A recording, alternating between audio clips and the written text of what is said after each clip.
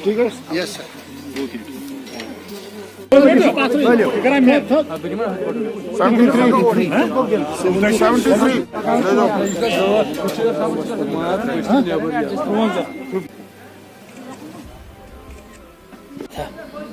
आज हमारे पुलवामा डिस्ट्रिक्ट चल रहा है, ये सारी डिस्ट्रिक्टों में चल रहा है। हमारी कोई स्कीम एक आई है नई स्टेट कैपेक्स, उसमें हमारे 10-10 बेडों का यूनिट बनाकर और साथ में एक ब्रीडिंग रेंज भी हम जिम्मेदार को दे रहे हैं। तो यहाँ हमारा टारगेट है इस डिस्ट्रिक्ट पुलवामा का 25, जिसमें मैक्सिमम हमने आज इस वक्त तक 22 किए और शाम तक हमारे पूरे 25 हो जाएंगे।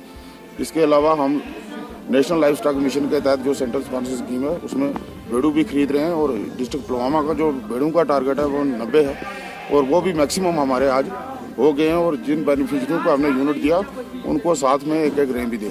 जब कोई अगर इसकी बाइफर्केशन कई बार पीछे से आती है कि आपने एसटी को इतना देना है, उसके अलावा जर्नल के लिए भी आती है, कोई भी ले सकता है।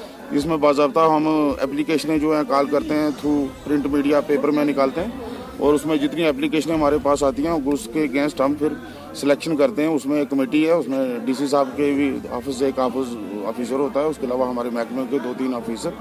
और अगर मिसाल के तौर पर 10 हमारे पास मिसाल के तौर पर इस डिस्ट्रिक्ट का 10 टारगेट है, तो हमारे पास मिसाल के तौर पर 200 एप्लीकेशन आ गई, तो हम उन 10 को जो है ड्राफ्ट लाट्स जिसको चीरियाँ डाल के उनके प्रेजेंस में लोगों को बुलाकर उनके सामने हम ड्राफ्ट लाट्स करके जो 10 नाम आएंगे पहले उनको ले लेंगे, फिर हम वेटिंग लिस्ट भी रखते हैं। शायद कई बार कोई बंदा बोलता है मैं नहीं लूँगा, बाद में बदल जाता है, तो ड्राफ्ट लाट से सिलेक्शन की में फिलहाल जो है वो 10 की है।